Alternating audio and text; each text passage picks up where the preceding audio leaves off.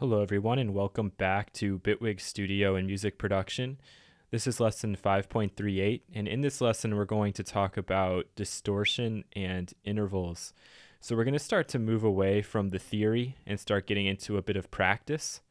Now I know a lot of people may have already turned off from this series because I've been stressing so much about distortion, different models, and all of this theoretical stuff that you may think, this really means nothing. How is this relevant at all to the actual polysynth that we see in front of us? All you're doing is showing us these different distortion models and how it's impacting a sine wave. That doesn't mean anything.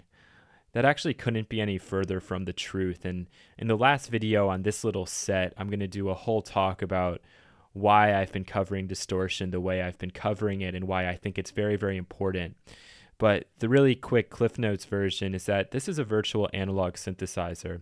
A virtual analog synthesizer is looking to emulate analog synthesis and the unique sounds and qualities and timbres that are possible with analog synthesizers. A big part of that is imperfections, but another big part of it is distortion. And that distortion is what makes some of these analog synths so super unique and sought after. And so if we can actually understand those underlying principles behind the distortion and the different types of distortion that are available to us, I think we have a better chance at really evoking some analog emulation type sounds as compared to just sticking with the polysynth, which it does a pretty good job, but we can always take it a little bit further and take it in our own direction. But I want to start this lesson by talking about timbre. So if I play a piano key, we can see this very unique spectrum. This is something that, with what we've covered on the oscillators, we could never evoke with our polysynth. It's just not possible for us to do this. It's not possible for us to get this sort of an image. And that's okay, because that's what timbre is really all about. The synthesizer allows us to do other things that the piano simply can't do, or that the violin can't do, or that the flute can't do. And if I was to show you guys the spectrum of a flute or of a guitar or of a horn, it would be very different from what you see with the piano. And all timbre is, for all the mystery surrounding it and for all that timbre does for us, it boils down to just how that spectrum looks and how it differs to something else. There's really no other way of explaining it. And now that we understand harmonics and overtones, it all starts to make a little bit more sense. Like, this is literally just a vibrating string, but it's so much more than a vibrating string. We have the actual hammer that strikes it. We have the material of the piano. In this case, we have whatever room it was sampled in, right? There's so many things that impact this harmonic series that make this sound very unique, very natural, very real, okay? And that's true for pretty much any sound out there. With a synthesizer, we're coming up with sounds that don't really necessarily emulate the real world to a T. And that can be both a positive and it can be a negative. In today's age, it's definitely a positive because it's very easy for us in the computer to grab onto a multi-sample of whatever instrument we want and drop it into our tracks. But the synthesizer gives us that unique ability to generate timbres and tones that really don't resemble anything in the real world. But something that is similar to the synthesizer and that's similar to the piano are pitch intervals, assuming that both our piano and our polysynth are tuned accordingly. So with the piano, for example, if I'm to play this interval, a C and a C sharp, we can hear what happens. We can hear that nasty beating and that not super consonant sound. I could play a C and a D. I could play a C and a D sharp. I could play a C and an E, etc.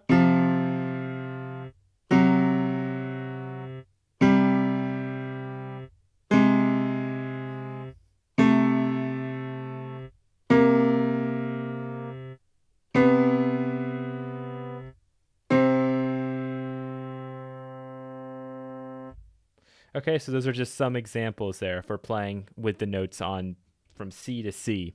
Okay, the 12 different interval relationships we can come up with there.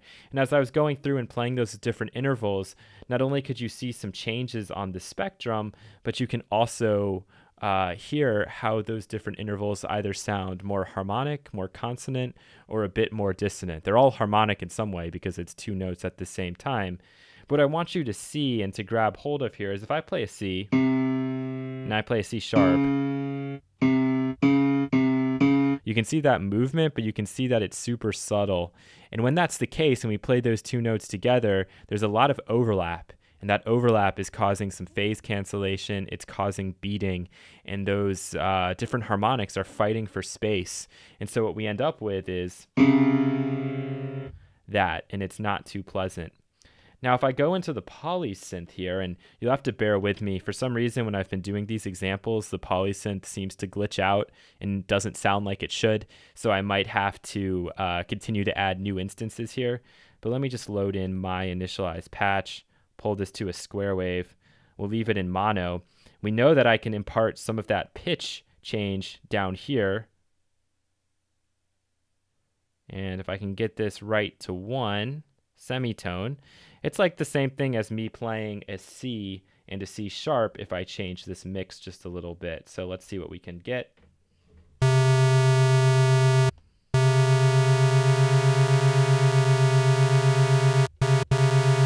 Right, we're starting to get that beating sound. And now to my ears, that's actually a lot more harsh of a beating than what we have with the piano. It's certainly different, but we can look. And you can really see those different harmonics and frequencies bouncing up and down. But if I start to pull back on this frequency, if I start to get rid of some of that additional information there in the harmonic series, we can start to smooth this out a little bit.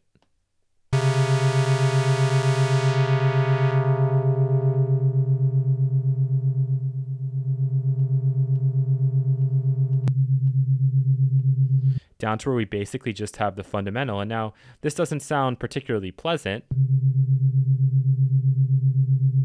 but it also isn't quite as harsh as what we had when the filter was all the way up or when we were playing it on the piano. Why is this important? Well, let's think about distortion. Let's think about what frequencies it's going to hype for us. Now we're on a square wave right now, which just means we have odd ordered harmonics, right? 1, 3, 5, 7, 9, 11, 13, etc. And I could go in here and I could drop a distortion device. And when I'm saying distortion in intervals, I'm talking about playing these different intervals on the keyboard using just our two oscillators and changing the pitch slightly. And now we can start by emulating solid state distortion, which is also just going to be odd harmonics. So all this is going to end up sounding like is just going to be a square wave playing these two notes. If we dial this in properly, we'll pull the filters back. Get rid of this pre-filter by putting the gain there to 0. Pull the slew rate up. Leave the symmetry as it is. Pull width back. Pull the mix back. Increase drive. Let's see what we get.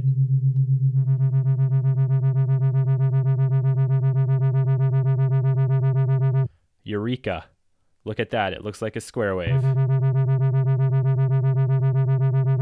Right? And so that still sounds pretty good to our ears, apart from the fact that we have that nasty relationship going on. If I pull the mix all the way back to 1 again and we listen,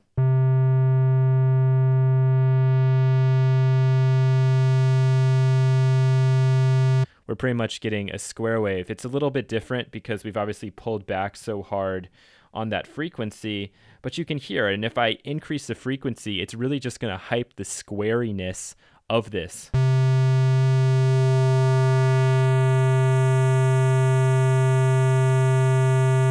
Up until a point where it's really grabbing on hard to all of the upper harmonics, because by default on one of these wave shapes, we can see that based on how the harmonic series works, right, as we keep doubling and doubling and doubling, those harmonics are coming closer and closer together, so it's more crowded in the upper range. And if we pull back really hard on our frequency here to letting everything in, it's going to only hype those even more. But back to what I was trying to cover here a second ago, let's pull this mix back. pull this down a bit.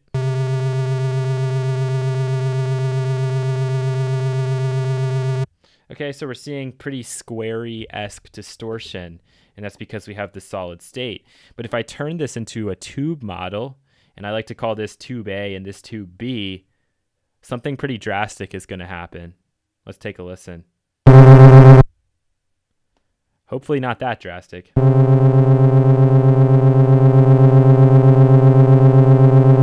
But suddenly what we have is this complete mess of sound, this wall of sound.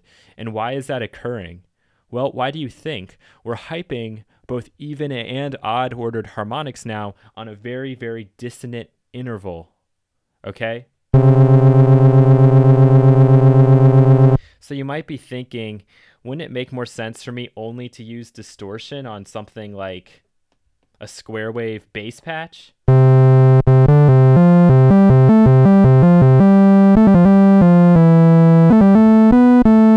Because that sounds really good. And yeah, that's what most people end up doing. They use lots and lots of really hard, overdriven distortion, especially tube distortion on something like a bass sound. And they go to their friend, yeah, that sounds real fat, that sounds real thick. But they never really stop to think about why they're not using it on a chord sound or an interval sound other than it doesn't sound good. But let's really kind of walk through and think about this as we play our different chords. And let's think back to what we heard on the piano. All right, there are certain relationships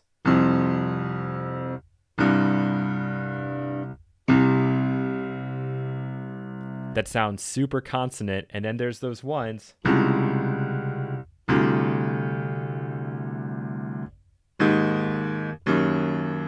that are going to sound a little bit more dissonant than others. All right, so what I want you to think about is what we've covered before with the distortion, with what sort of harmonics are going to be hyped, and now start to think about our intervallic relationships. All right, and you can also consider guitar players too, right? Guitar players are famous for playing chords and also for using lots and lots of distortion, mostly solid state distortion, and that's going to come as no surprise in just a second. So let's start to go back to what we had before.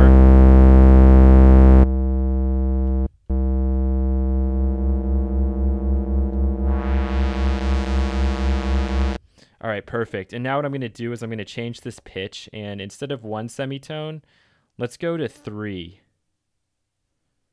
Okay, so this is like the minor third. Somewhat of a consonant interval. But obviously in such a low range, it leaves something to be desired. Now with distortion, we're going to have the same kind of effect here, and this is always going to be the same kind of effect. With our solid state model, and again, we're using 2 square waves. Imagine how much more this would be heightened if we were using 2 saw waves.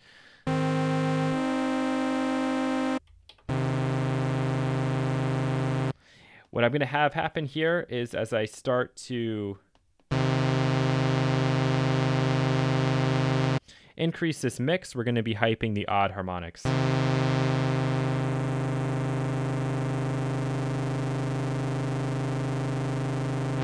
You can hear what happens. If I turn this into one of our tube modes, it's about to get a little crazy.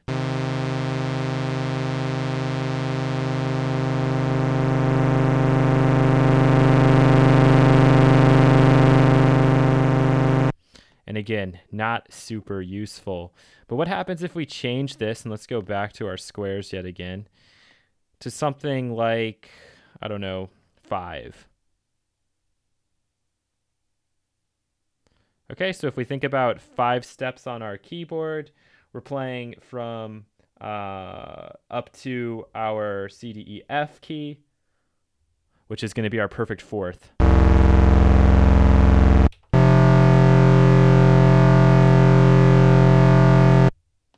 And that sounds a little bit nicer. And you guys have already got the punchline of this without me even wanting you to get the punchline. But that's if we start to add distortion onto an interval like the perfect 4th, which in Western harmony is our second most consonant interval, our second most simple ratio, if you will, between the fundamental. We go 1 to 1, 2 to 1, 3 to 2, 4 to 3. That's our perfect 4th. If I add in a bit of solid state distortion, this is going to sound really good, and it's going to sound classic of guitar effects pedals. And here's where everything stops working for some reason.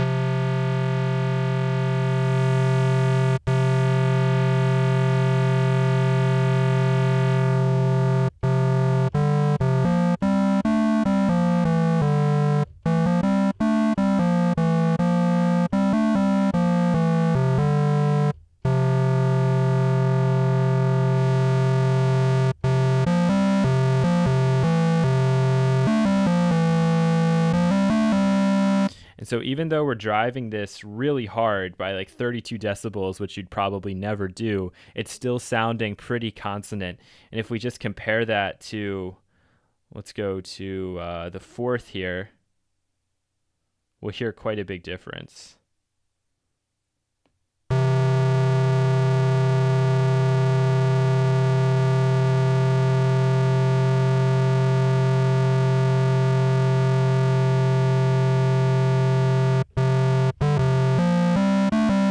You can hear as we start to get closer to those more harmonically consonant intervals, it starts to sound a lot better. And a great example is going to be if we go all the way up to 7, which is the perfect fifth.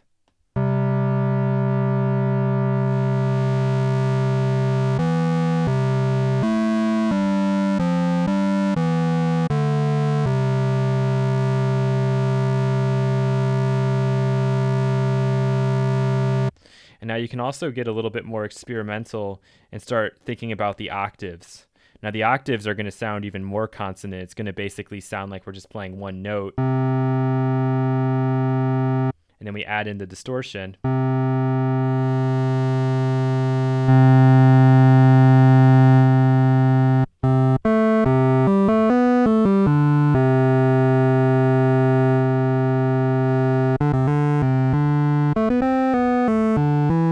Tube or otherwise, it's going to sound quite nice. It's going to give us a nice, rich, full tone. And again, we would probably never be driving it this hard, but for the sake of example here, I just want you to hear how the interval relationships with our notes can really impact the distortion sound, because distortion is looking for and grabbing on to those peaks that we have in our spectrum. If we start with a relationship that's not super harmonious, it's going to make the dissonance sound even more dissonant.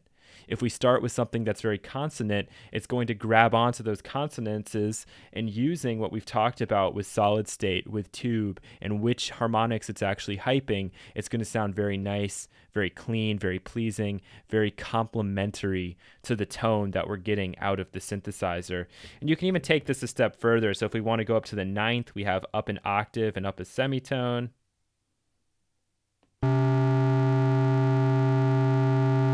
Still doesn't sound so good.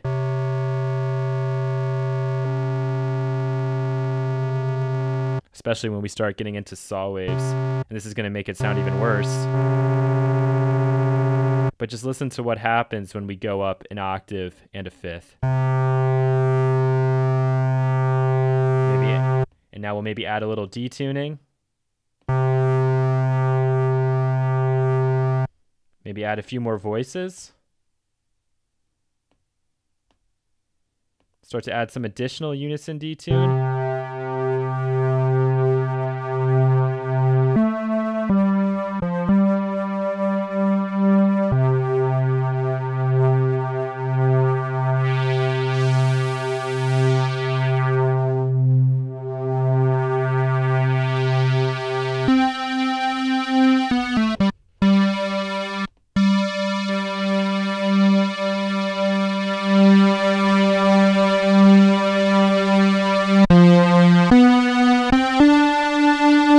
That sounds really nice. That sounds really rich and full. But if we start to go back and pull the pitch down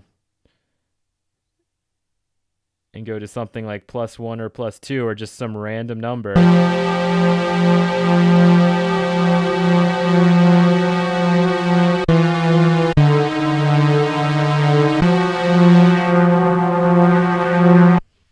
we're really going to start to run into some trouble. So I really want you to factor in and consider all these things the next time you open up the polysynth and decide to throw some distortion on the end. Think about our different wave shapes. The sawtooth is going to have both even and odd ordered harmonics. The square, just those odd harmonics. Our solid state distortion unit is going to hype odd harmonics. And the tube is going to mostly hype even and odd. And of course, we have some other controls we didn't even consider in this video. So I know this was kind of lengthy, maybe not super, super critical, but I want you to realize that it's okay to throw distortion on things besides just your classic monophonic bass patch. Thank you so much for watching, and you'll hear from me again in the next lesson. Take care.